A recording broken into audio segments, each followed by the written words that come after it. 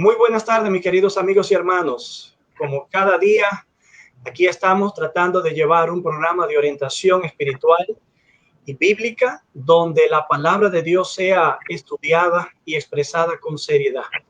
Durante estos días hemos estado tratando muchos temas interesantes y en el día de ayer comenzamos un tema relacionado a la vida, la muerte y la inmortalidad. Tengo el placer y el privilegio de contar con la compañía de mi amigo el pastor Oscar Mendoza desde Perú. Así que Oscar, nuevamente bienvenido y gracias por acompañarnos. Gracias a ti. Sabes, Oscar, que tengo en dos de mis iglesias personas que son de Perú. En la iglesia central tengo una familia muy querida que es de Perú. Y en una de las iglesias, la iglesia de Port Chester, tengo varios que son de Perú también. Mándale mis saludos, de aquí desde Perú. Sí, así es. Oscar, ¿cómo está tu familia? ¿Cómo está el ministerio durante este proceso tan difícil allá? Bueno, ayer pues agradecidos a Dios, ¿no? Y bueno, siempre lo vamos a estar, sino que penosamente hoy día nos hemos enterado de que ya viene la segunda ola, ¿no? De contagios aquí en Perú. Y ya Direza o el sector de la salud de esta región ya está indicando pues para el 5 de julio, o sea, de acá a 2 días, ya viene esa segunda ola, ¿no? Penosamente. Como nuestro presidente ya terminó con la cuarentena, pues la gente está ya saliendo, hay bastante gente en las calles y penosamente ya se está viendo la consecuencia, ¿no? Está aumentando penosamente el número de contagiados. Sin embargo, seguimos con la fe, con la tranquilidad de que Dios nos va a sostener y que las cosas, aún en esta segunda ola que vamos a tener, vamos a salir bien, ¿no? Con la dirección y la protección de Dios. Gloria a Dios. Esa segunda ola es inevitable por el hecho de que al reabrir la economía, porque no puede permanecer cerrada todo el tiempo, se generan estas situaciones. Así que esperamos que el Señor nos dé la sabiduría y la fuerza y también se la dé a nuestros líderes. En el día de hoy precisamente vamos a orar porque varios países están en proceso de elección, como este, por ejemplo, y son muchas cosas las que están en juego.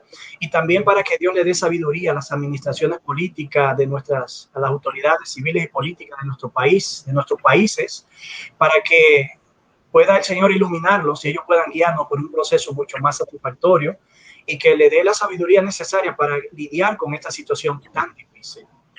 Oscar, ya tenemos buen número conectado. Voy a saludar como siempre a algunas personas, luego oramos, luego saludamos a otras personas. Entonces ahí entramos en el desarrollo del tema que tenemos para hoy. Josefina Lugo desde la República Dominicana. Bendiciones, pastor. Feliz sábado. Ya es sábado allá.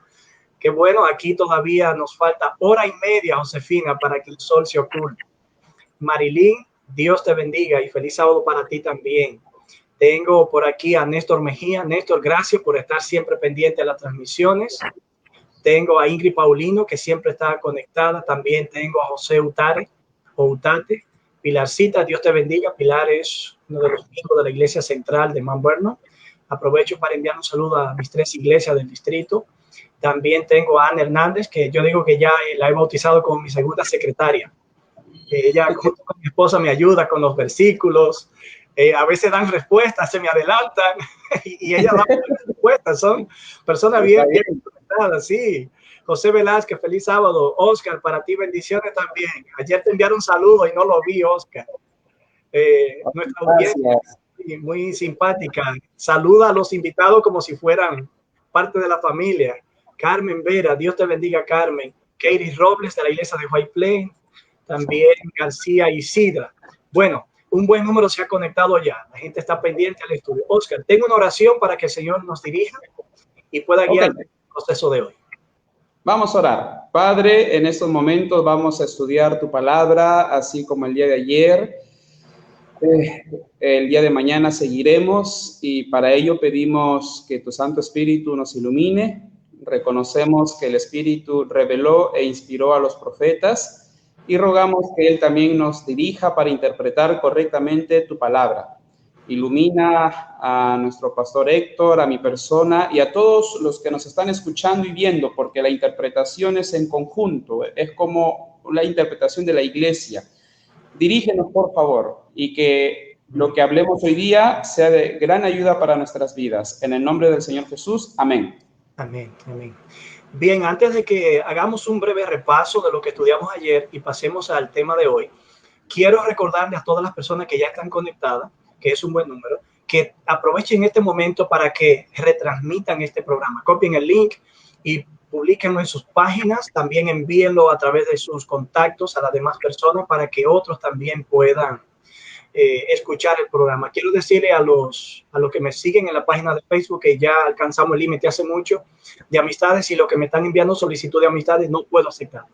Les pido que busquen mi fanpage, que es una página que tiene el mismo nombre, pero la imagen mía está blanco y negro para diferenciar. Y allí pueden darle entonces seguir y así recibirán. También pueden ir a YouTube e inscribirse en nuestro canal, que apenas está comenzando, pero lo creamos porque algunas personas tenían problemas con Facebook para mirar los programas, y allí ya no hay inconveniente. Denle a suscribirse y también denle a la campanita para que estemos en contacto y cada vez que transmitamos algo ustedes lo puedan mirar. En el día de ayer empezamos a estudiar el tema e iniciamos haciendo 3 preguntas básicas. ¿Qué es la vida? ¿Qué es la muerte? ¿Qué es la inmortalidad? Y expresamos que aunque resulte difícil definir el término vida, el pastor Oscar estuvo definiendo la vida como un don de Dios. Es una perfecta descripción, pero también vimos que algunas personas tratan de definir la vida desde diferentes perspectivas. Y es obvio que los que no siguen una corriente teológica o bíblica como nosotros, quizás desde el punto de vista filosófico vean la vida como un conjunto de experiencias. Desde el punto de vista biológico, sería la capacidad de nacer, respirar, desarrollarse, procrear, evolucionar y morir. Nacer, crecer, reproducirse y morir. El elemento biológico. Pero también desde un punto de vista físico, que sería el tiempo que duran las cosas existiendo, o bien en su proceso evolutivo, asumiendo que se cree en la teoría por evolución. También desde el punto de vista teológico, la vida sería aquello por lo cual un ser humano que fue creado disfruta del lugar en el cual el creador lo ha puesto. Estuvimos citando a Clement Conner, que observa que la verdadera vida no se considera como una mera existencia física, sino como lo que uno goza del favor de Dios junto con la consecuente o con el consecuente bienestar espiritual y material. Leímos y citamos Deuteronomio 30, 15 al 20, donde se dejan claro las alternativas que tienen los seres humanos para vivir la vida física, pero la vida integral, completa, que puede vivir. La vida y el bien están conectados, la muerte y el mal están conectados indefectiblemente. Ya para entonces entrar a lo que sería nuestro tema de hoy, estuvimos leyendo que según Génesis 2, 16 al 17 o 15 al 17, el Señor puso una prueba de lealtad a nuestros primeros padres, y de ello dependía que conservaran esa vida inmortal que le fue concedida como un don. No podía ser otro tipo de vida, porque el ser humano fue creado para vivir para siempre, y puesto que Dios vive para siempre y creó con propósito de eternidad, el ser humano debió recibir como un don una vida eterna, una vida en ese sentido inmortal. Luego vimos que el hombre no fue fiel a Dios y finalmente tuvo que ser sacado del Edén, y según Génesis 3:22, el Señor lo sacó de allí y dijo: ahora eres como uno de nosotros, en el sentido de que conoce el bien y el mal, y ahora pues, para que no extienda su mano, tome también del árbol de la vida, coma y viva para siempre. Dios entonces lo expulsó del Edén. De manera que aunque el hombre fue creado con una vida eterna, una vida inmortal, fue creado con la condición de que obedeciera a Dios para que pudiera conservar aquella vida. De manera que nos afrontamos a una realidad. La vida ideal que Dios creó, la vida perfecta, maravillosa que Dios creó con propósito de eternidad, quedó prácticamente, por así decirlo, interrumpida, quedó manchada, afectada. Oscar, en ese punto, ¿qué cambio se produce de la vida a una nueva etapa con una vida mortal que perece? Bueno, los cambios pues se registran principalmente en Génesis 3 desde el 16 en adelante, ¿no? Desde que entró el pecado, entró el sufrimiento. Pero vayamos desde el inicio, ¿no? Cuando Dios le dijo a Adán y Eva que si ellos iban a pecar, iban a experimentar la muerte, se estaba refiriendo a la muerte eterna. Recordemos que a la luz de Apocalipsis 20 hay 2 clases de muerte, ¿no? La primera muerte la segunda muerte, la primera resurrección y la segunda resurrección. Entonces, cuando Dios le dijo a Adán y Eva, si ustedes pecan, van a morir, se estaba refiriendo pues a la muerte eterna. Y bueno, la muerte eterna no la experimentaron Adán y Eva en ese momento, esa muerte la experimentó Jesucristo en la cruz. Y la pregunta sería, ¿y por qué no la experimentaron ellos? La única respuesta es pues la misericordia de Dios. Pero recordemos que Dios también es justo y esa justicia, esa muerte eterna y la justicia divina se reveló con la muerte de Cristo. Pero no todo quedaba ahí, no todo quedaba ahí. No solo se iba a experimentar la muerte eterna, sino también la muerte, la primera, o la muerte natural. Pero no todo queda ahí.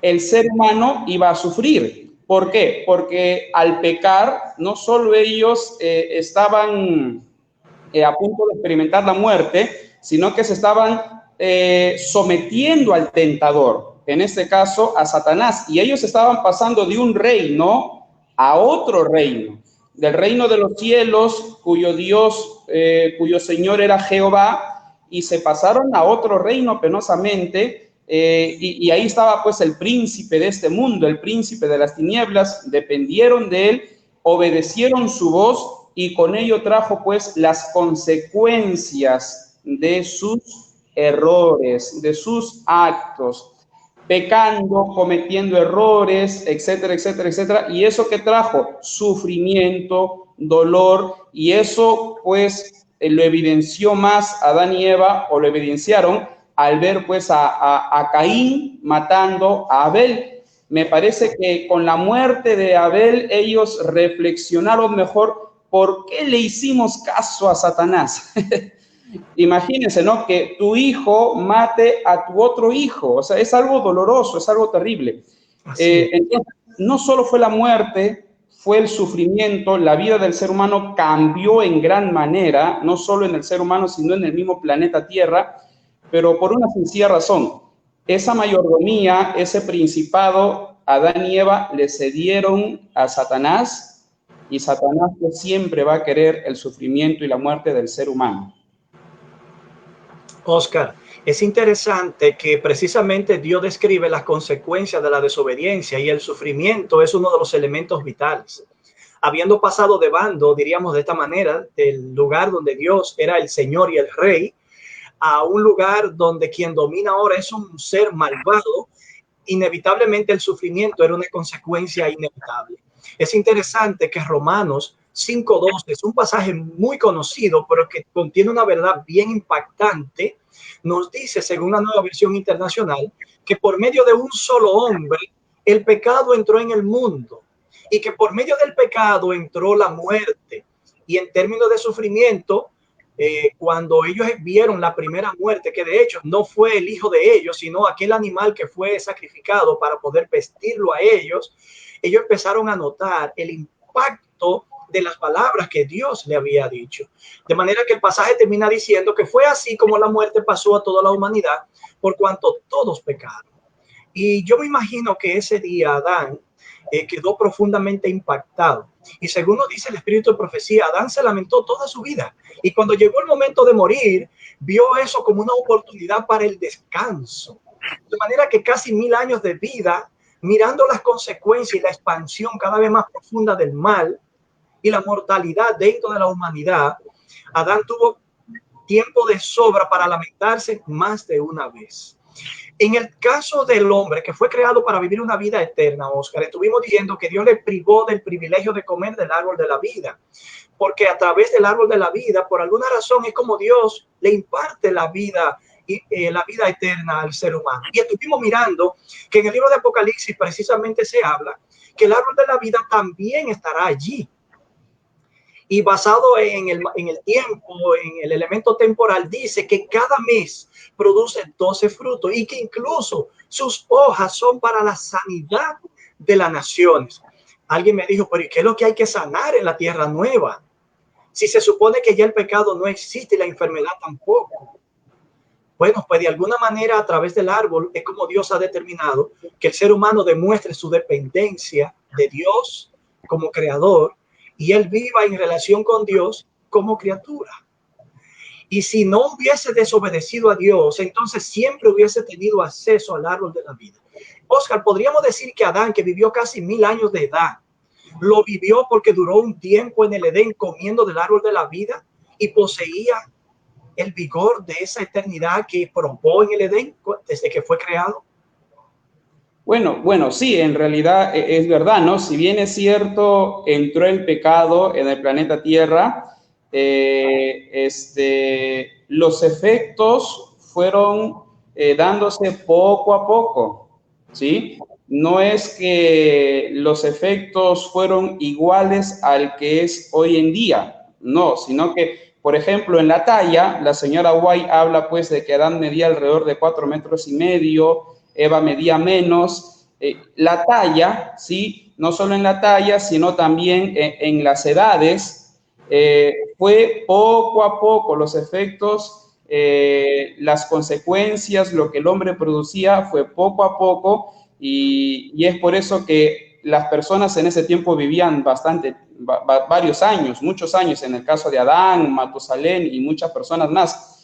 Sin embargo, lo más lindo es que la comunión con Dios aún también continuaba, ¿no? Si bien es cierto, Adán y Eva habían pecado y la maldad había crecido bastante, eran personas que se arrepintieron de sus pecados, volvieron al Creador y pues ya la Biblia nos señala que cuando venga Jesucristo, pues no, nos veremos, ¿no? Fue poco a poco el pecado, los efectos, ¿sí? No, aún en esos días, después de la entrada del pecado, el mundo era maravilloso, era mucho más hermoso que el de nosotros. Imaginamos que Adán y Eva físicamente también, aunque poco a poco se iba deteriorando también. Bien, Oscar, es interesante que esta declaración bíblica que dice el día que de él comieres, hablando del árbol de la ciencia del bien y del mal, que fue el árbol con el que Dios probó la lealtad de Adán y Eva, una mejor traducción sería muriendo moriréis o muriendo morirás, lo que da la impresión de que Dios no le garantizó, no le dio a ellos una sentencia para ejecutarla inmediatamente si la desobediencia se producía. Es interesante que el Nuevo Testamento habla de que Cristo fue el Cordero que fue sacrificado desde la fundación del mundo. Y otras versiones dicen desde antes, incluso Pedro es que habla que Cristo fue ofrecido como un cordero sin mancha y contaminación, y en algún punto habla desde antes de la fundación del mundo fue ofrecido. Por consiguiente, si Adán ese día no murió, no es porque Dios no habló realmente de la muerte eterna, que la pudo experimentar, sino porque había un plan de salvación que se puso en marcha. Sí, en efecto. Físicamente moriría. Sí, todo está enmarcado basándose en un plan, ¿no? Basándose de un plan. De hecho, antes inclusive de crear al ser humano, Dios ya había previsto, ¿sí? ¿Qué pasaría en caso Adán y Eva pecasen? Ya todo estaba planificado. De todos modos, creó al ser humano, una vez más, porque quería relacionarse amorosamente con él por la eternidad.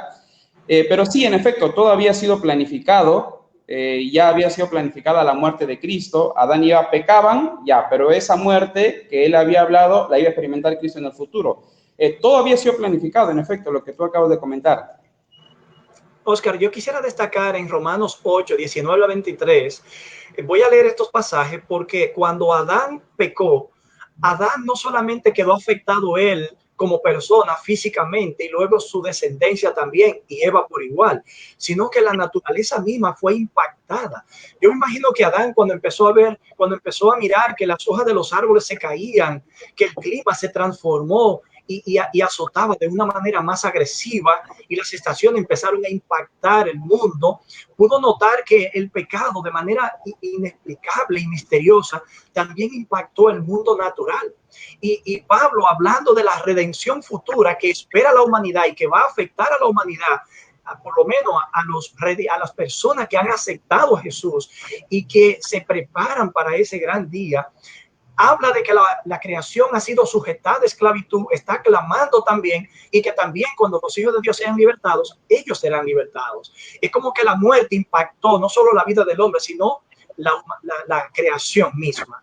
Dice, porque el anhelo, Romanos 8, versos 16, 19 al 23, dice, porque el anhelo ardiente de la creación es aguardar la manifestación de los hijos de Dios. La creación fue sujeta a vanidad, no por su propia voluntad, sino por causa del que la sujetó en esperanza. Y dice luego, por lo tanto, también la creación misma será libertada de la esclavitud de la corrupción a la libertad gloriosa de los hijos de Dios. Sabemos que toda la creación gime aún, y aún está en dolores de parto hasta ahora. Y no solo ella, dice Pablo, sino que también nosotros mismos, que tenemos las primicias del Espíritu, es decir, los frutos del Espíritu en nosotros, nosotros también gemimos dentro de nosotros, esperando la adopción, la redención de nuestro cuerpo. Ese es un pensamiento increíble, porque generalmente nosotros valoramos lo que ocurrió con la humanidad, pero las Escrituras también da a conocer que la creación más allá del hombre y la mujer, del ser humano, llámese el reino animal, el mundo de la naturaleza, ha sido afectado, y la muerte también atrapó y afectó todo en conjunto. Sí, por ejemplo, Dios había creado la rosa, vamos colocando un ejemplo, ¿no? Sí. Pero ya Satanás pues se encargó de colocarle las espinas. Ese es un ejemplo claro, ¿no? Y hay un elemento que debemos tener en cuenta por si acaso, porque me parece que también tiene relación con lo de la muerte. A veces se dice, ¿no? Muere un familiar y decimos, Diosito se lo llevó. De hecho, Dios no quiere la muerte de nadie, Dios es un Dios de vida, y igual con la naturaleza. A veces pensamos de que si ocurre algún problema en la naturaleza, Dios sería el responsable, o pensamos, ¿no?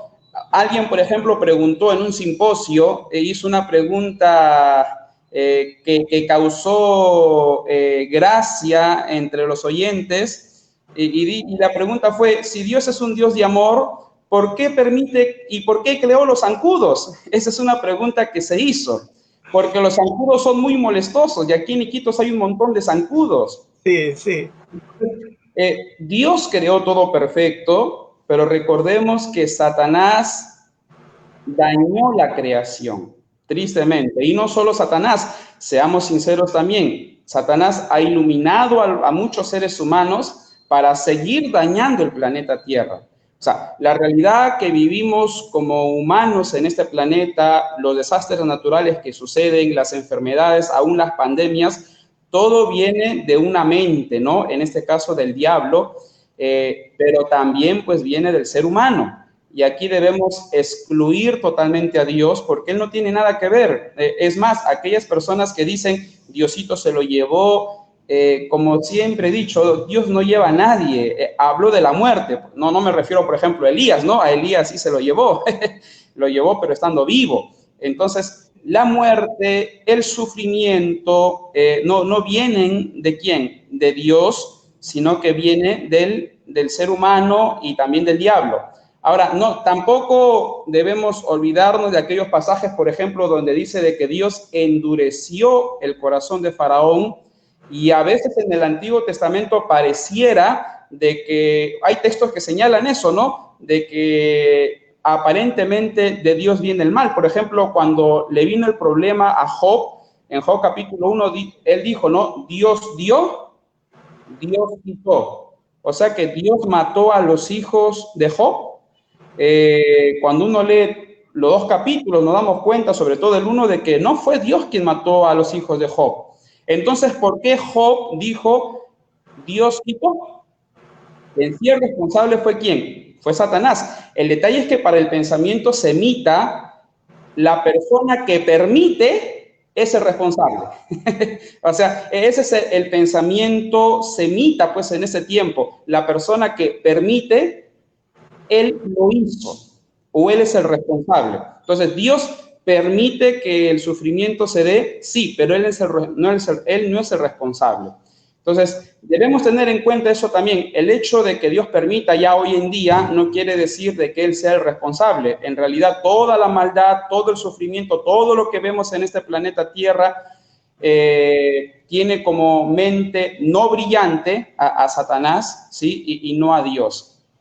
Oscar, es interesante que cuando Pablo menciona entonces que la humanidad misma espera la adopción, los hijos de Dios esperan el momento de la redención final.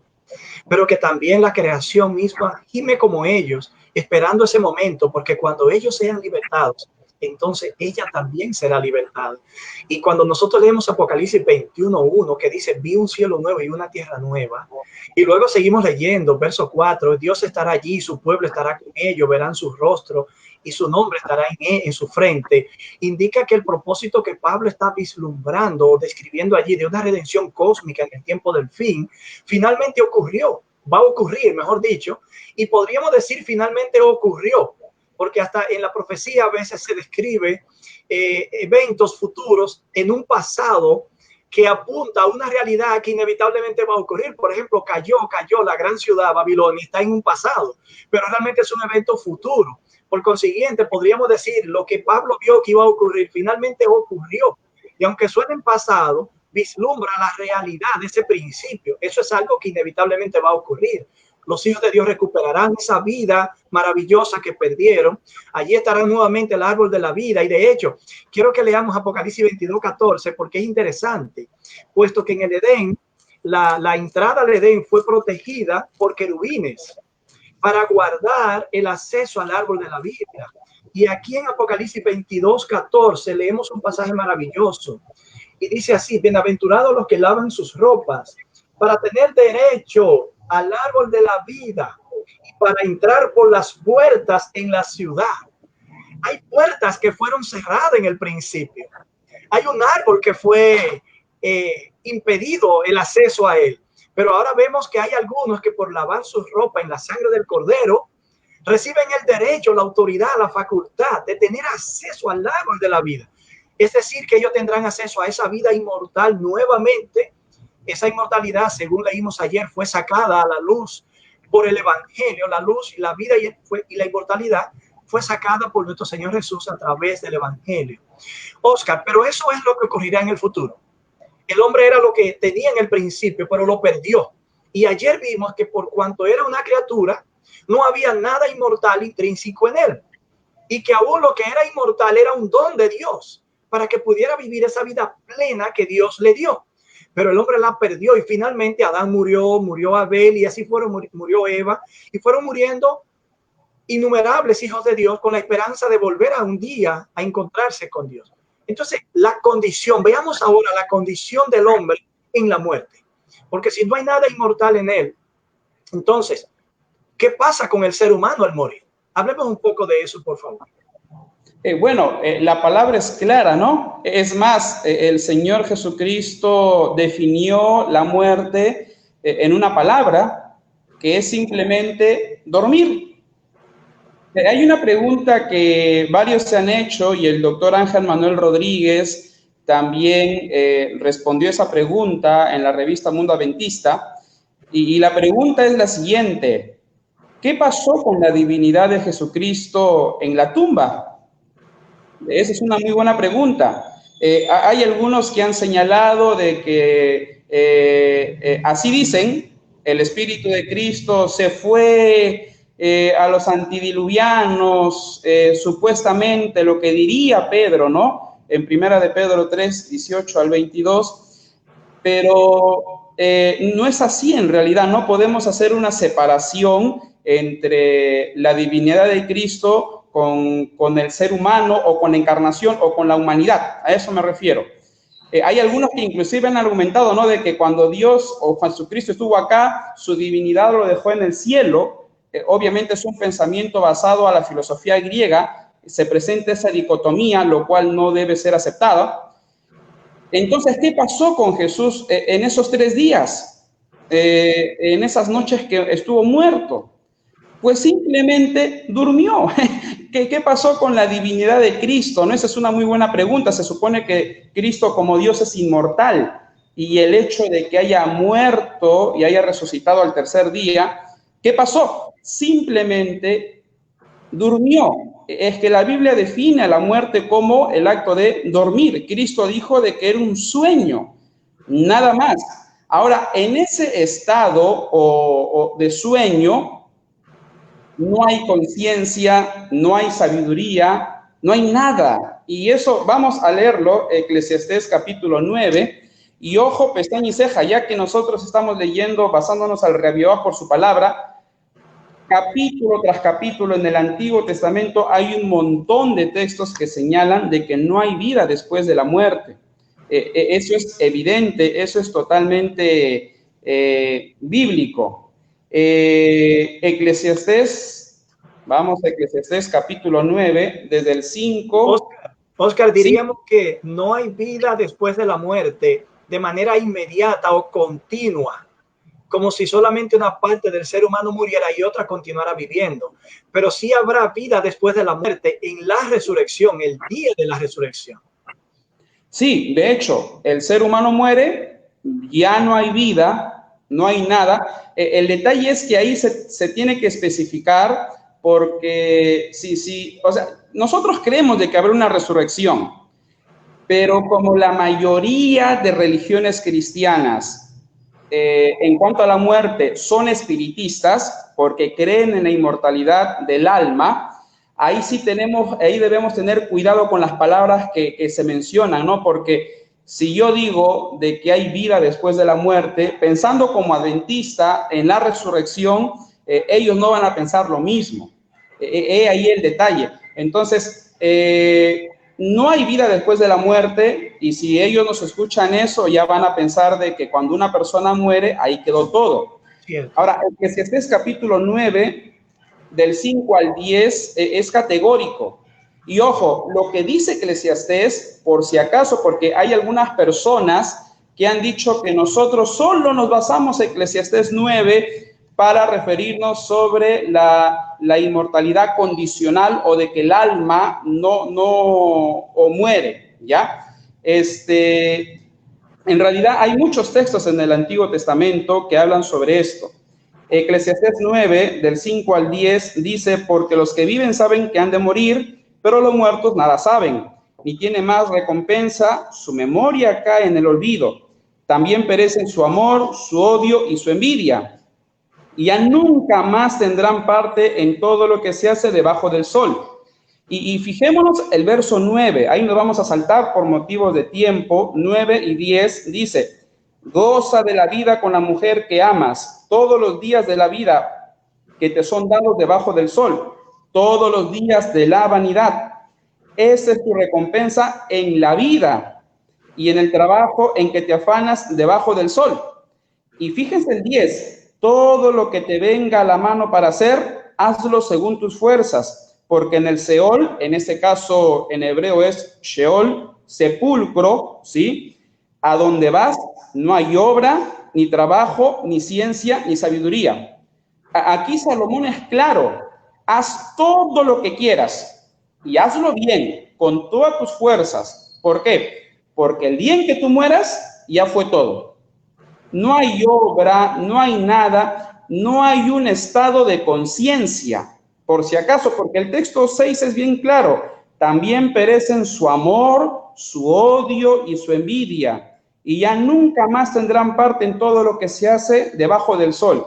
Y cuando hablamos de la expresión debajo del sol, nos referimos pues al planeta Tierra, y ahí pues este texto es claro, ¿no? Con aquellas personas que piensan que mi vecina que falleció está por la calle, vi a la Llorona a la medianoche, mi abuelito que murió me jaló la frazada. No, aquí la palabra es clara, es clara. No, ya los muertos no tienen nada de conciencia, no tienen parte ya con los vivos. Y ojo, y aquí también respondemos a los que abogan por el Halloween, ¿no? Que ellos creen, basándose a las ideas celtas, de que penosamente pues los espíritus de los muertos vienen a tener contacto con nosotros cada 31 de octubre. La Biblia aquí dice otra cosa. La Biblia dice que los muertos nada saben y cuando una persona muere, ahí quedó todo. ¿Por qué? Porque simplemente está durmiendo y si muere en Cristo, espera pues la resurrección. Y si no muere en Cristo, penosamente resucitará después del milenio, pero para recibir la muerte eterna. Oscar, me llama la atención que las emociones que se mencionan en el verso 6 son las emociones más fuertes en el ser humano. Su amor, su odio y su envidia. Sí. Las emociones más fuertes, nada de eso opera en un ser que ha fallecido, porque evidentemente pasa a un estado de inconsciencia. Pero hay otro pasaje que me gustaría así leerlo rápidamente, Salmo 6:5 también. En la muerte no hay memoria de ti. Un pasaje muy claro. En el Seol o en el sepulcro, ¿quién te alabará? No hay actividad, ni siquiera una actividad de alabanza a Dios, como proponen algunos, algo que veremos más adelante basado en el concepto del estado intermedio, que vamos a explicar esa frase. Pero aquí dice que en la muerte no hay memoria de ti y que en el Seol nadie te alaba. El Salmo 146, verso 4 también, para los que están llevando anotaciones, dice que su aliento, el Neshama, la vida, la chispa de la vida que Dios dio, vuelve, le he quitado cuando se va, entonces vuelve a la tierra de donde fue tomado, y eso cumple Génesis 3:19, y en ese mismo día o en ese mismo momento perecen sus pensamientos. No hay manera que la persona que vive al experimentar la muerte continúe teniendo conciencia bajo otra forma de vida, bajo otra forma de vida. Estuvimos mirando ayer que cuando Dios creó al ser humano, no puso un alma o un ser abstracto dentro del hombre que sea capaz, o de la mujer, de sobrevivir a la muerte del cuerpo. Eso no existe en la Biblia. Para sostener eso hay que acudir a ciertos pasajes que darían la impresión. Por ejemplo, miren en Hechos capítulo 2, versos 29 y 34. Está hablando de David. Si los justos van a algún lugar, llámese el paraíso o el cielo, como se quiera llamar, deberíamos pensar que David, que murió en paz con Dios, debe estar allí.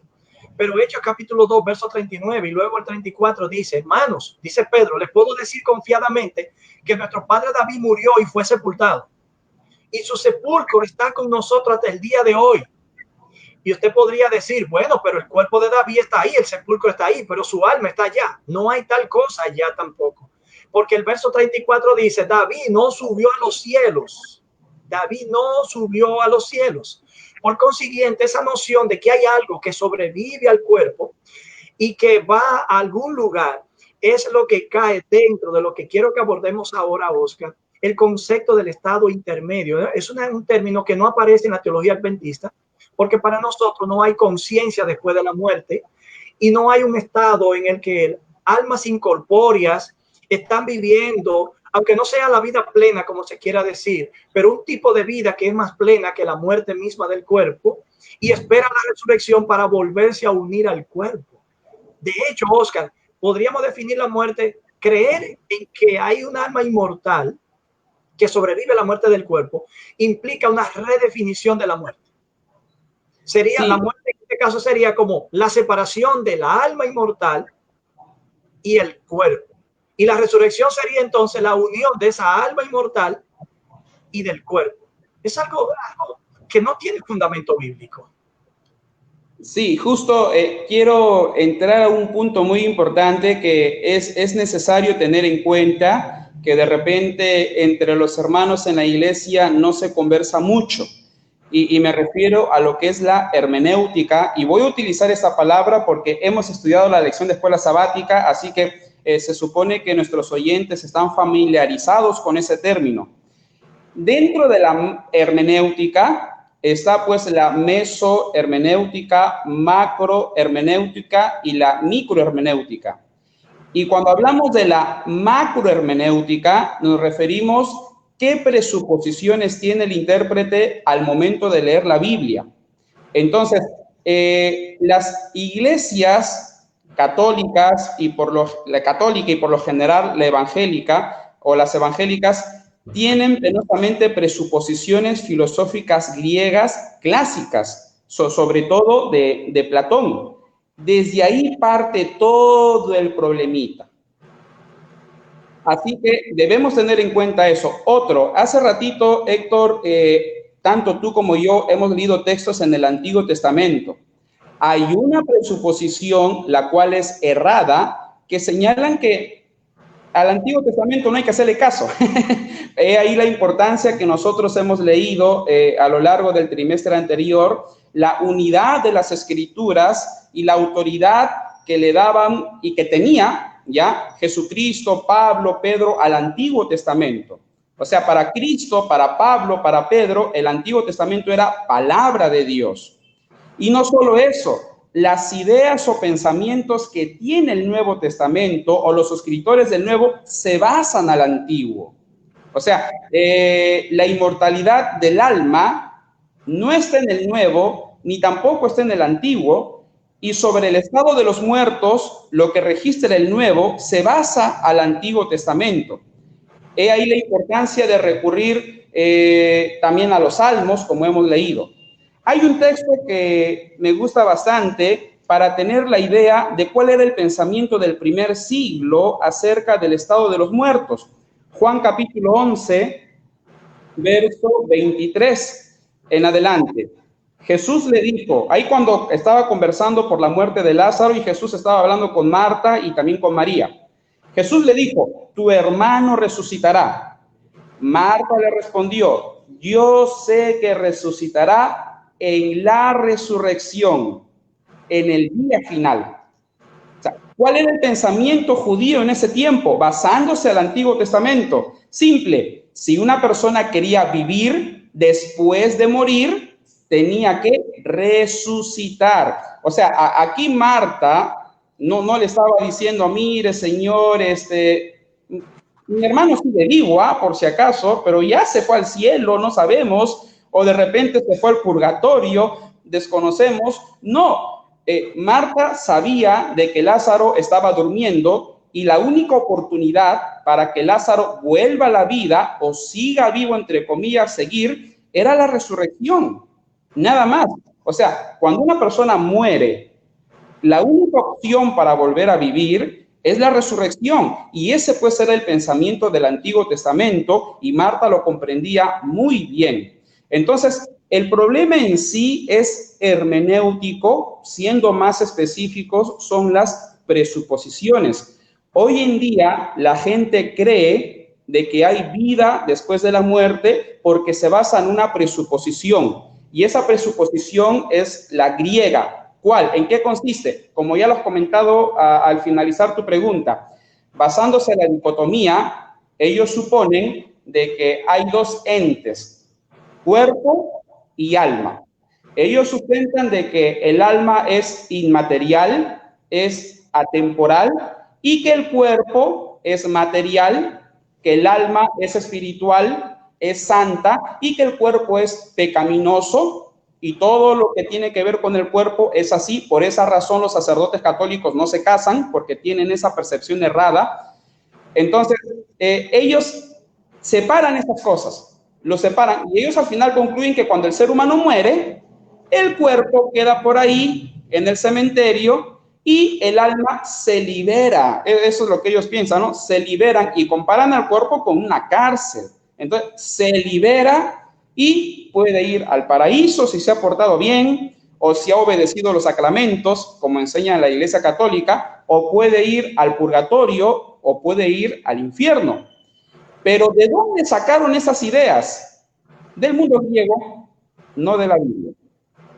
Oscar, tenemos el tiempo ya prácticamente encima, nos quedan unos minutitos, apenas 10 minutos, y tengo preguntas de las personas.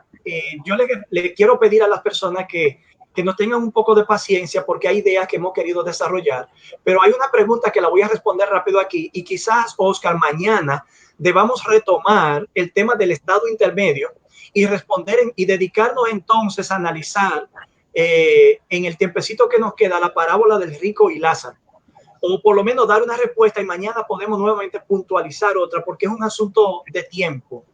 Pero aquí alguien me pregunta, voy a poner la pregunta aquí. Carmen Pardo, pastor, por favor explique a dónde va el espíritu de la persona que fallece. Bueno, quiero entender la pregunta de esta manera. Asumo que usted entiende que el espíritu de la persona es la vida de la persona. Porque en Génesis 2:7, ayer estuvimos leyendo que Dios sopla aliento de vida y que ese aliento de vida o espíritu que Dios le da al hombre es la vida misma. No es que Dios está poniendo un cuerpo inmaterial dentro del hombre, que eso es lo que le da la vida al hombre. es el hombre que llega a ser un ser viviente. Dios no está poniendo en un cuerpo inerte un ser vivo inmaterial. Cuando hablamos de que el espíritu vuelve a Dios, y eso lo vamos a leer aquí en Eclesiastés 12:7, el polvo vuelve a la tierra como era, que evoca el proceso de la creación de Génesis 2:7, y el espíritu vuelve a Dios que lo dio. Naturalmente, ¿qué fue lo que Dios, el Señor entregó en el principio, o Dios dio? Fue el aliento de vida, la vida misma. Por consiguiente, entendiendo la palabra espíritu como el aliento de la vida, es evidente que cuando el hombre muere, se cumple lo que dice la sentencia divina: del polvo fuiste tomado y al polvo volverás. Pero es este pasaje el que nos aclara que el aliento de vida que Dios le dio, realmente Dios lo conserva nuevamente hasta el momento de la resurrección. Oscar, si hemos leído que no hay conciencia después de la muerte, y hemos leído varios pasajes que son claros en eso. Ocupemos estos 10 minutos que nos quedan tratando de entender entonces por qué en el relato de Lucas capítulo 16 versos 19 al 31, no lo vamos a leer porque la gente evidentemente lo conoce y tenemos poco tiempo, pero vamos a precisar eso, y mañana con la ayuda de Dios, si hay preguntas, nos vamos a extender hasta donde ustedes quieran, porque hoy hay otro compromiso a las 8 y no queremos chocar con eso. Pero mañana, si Dios quiere, podemos extendernos y las preguntas continúan llegando. Hoy yo voy a revisar todas las preguntas y las que queden pendientes las vamos a contestar mañana. Si no hay conciencia, según los pasajes que hemos leído, ¿por qué en Lucas parecería ser que cuando el rico y Lázaro mueren, sí están conscientes de manera fuera del cuerpo, aparte del cuerpo, Oscar? ¿Cómo podemos abordar esos pasajes?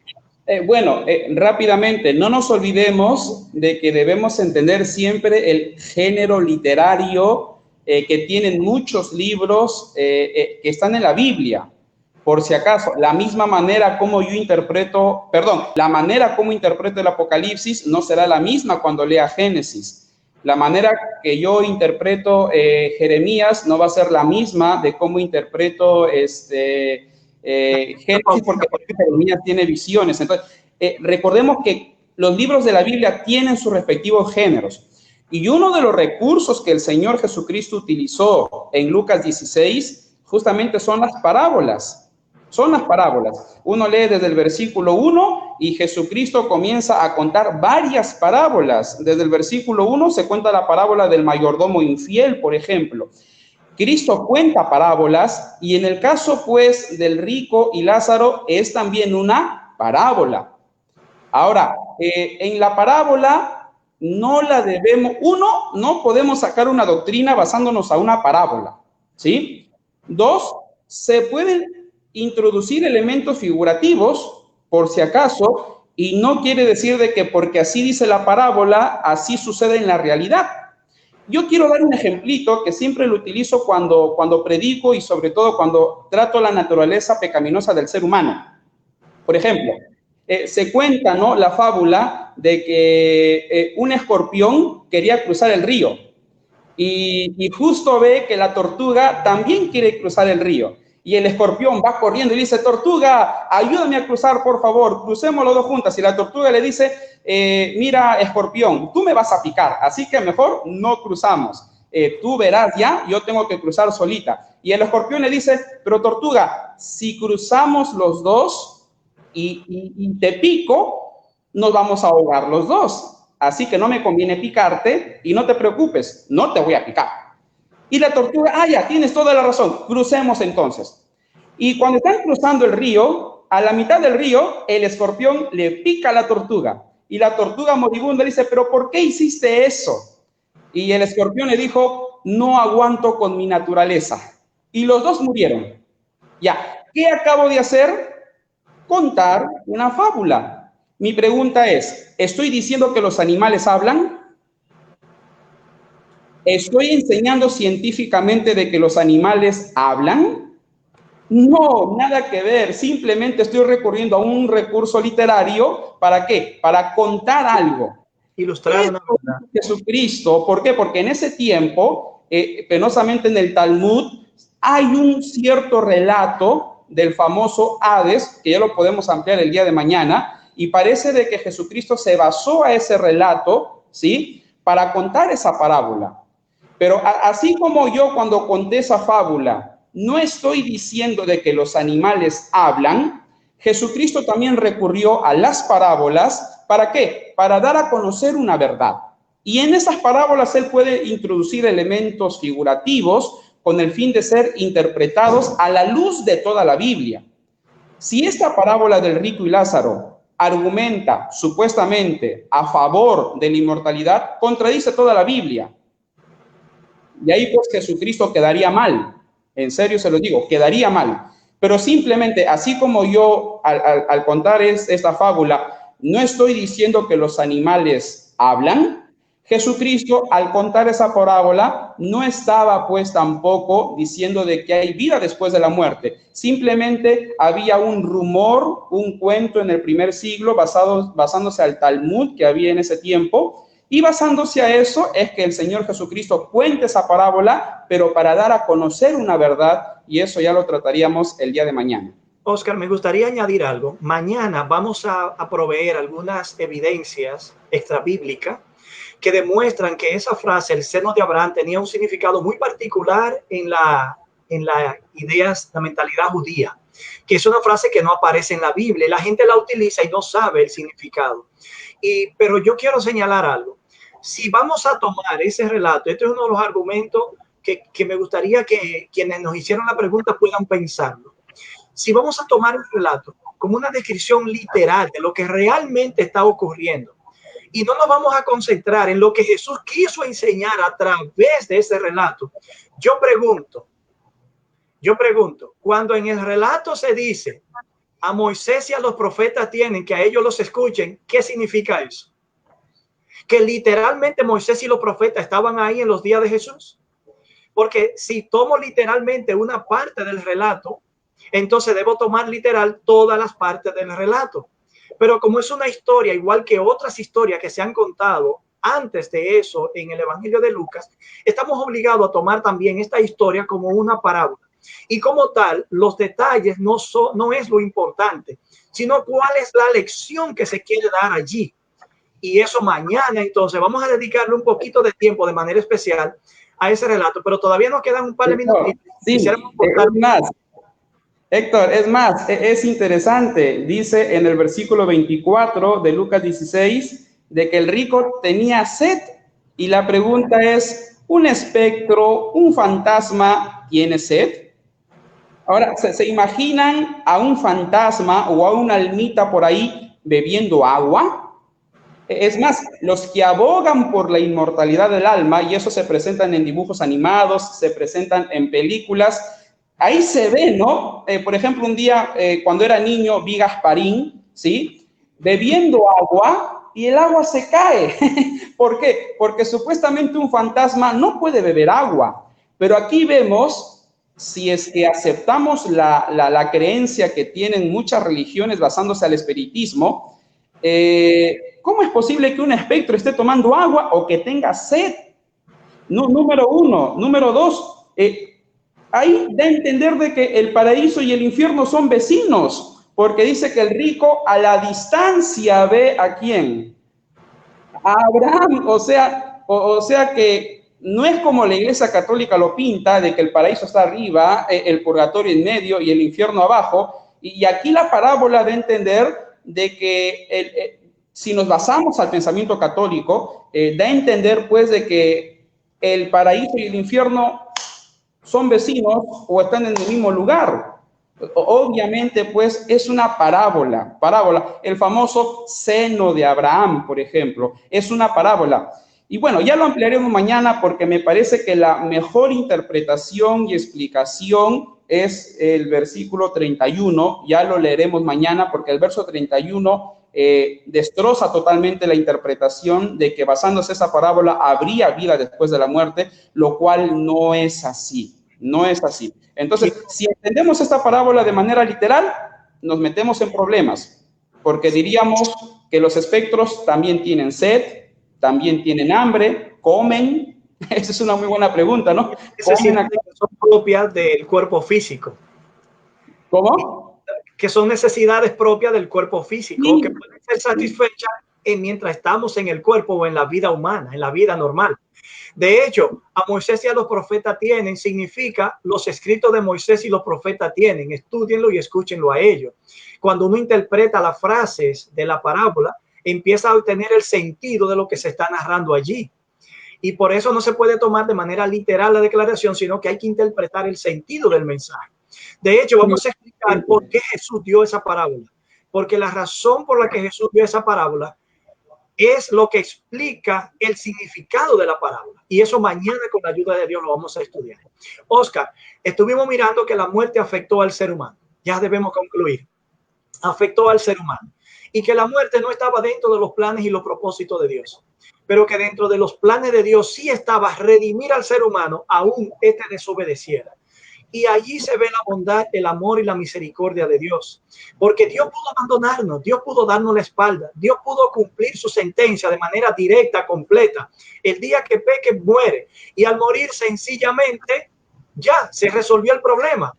Ya el pecador acaba de existir y también acaba de terminar.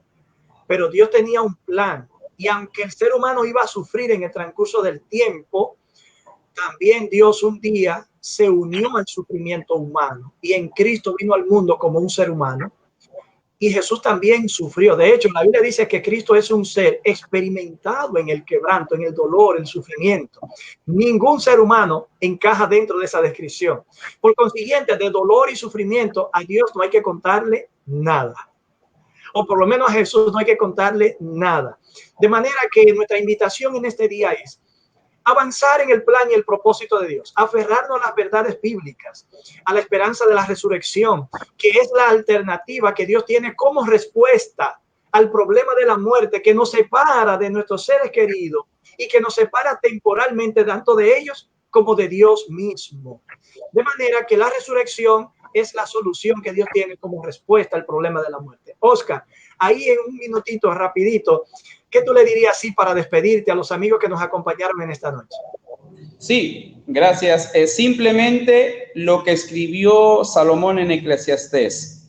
Aprovecha la vida, nada más, y aprovéchala bien. ¿Y de qué manera? Salomón es claro, ama a tu cónyuge, ama a tus hijos, relaciónate bien con Dios, ama a tu prójimo, pásalo bonito, pásalo bien, experimenta la vida de la mejor manera, aprovéchala como si hoy día fuera el último día de tu vida, de la mejor manera, pero sobre todo teniendo comunión con Dios.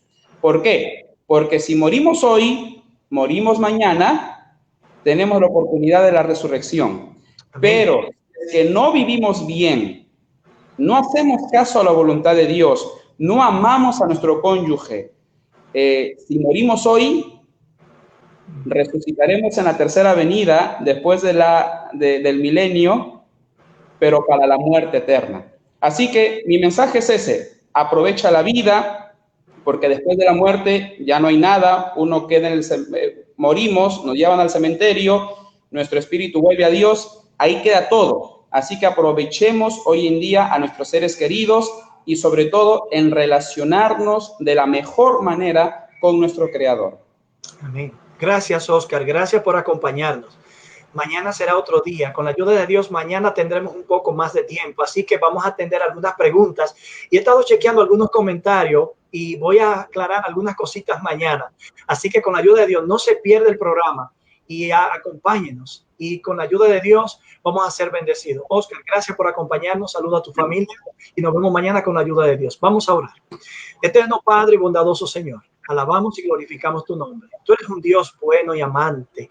Cuando nos apartamos de ti, Señor, tú no nos diste la espalda. Cuando nos alejamos, tú viniste a buscarnos.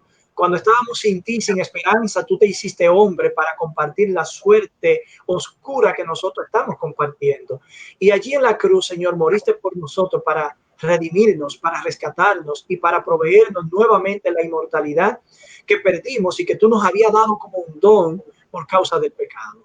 Te ruego para que esta noche, al terminar este programa, tu Espíritu Santo sea con todos los amigos que nos escucharon.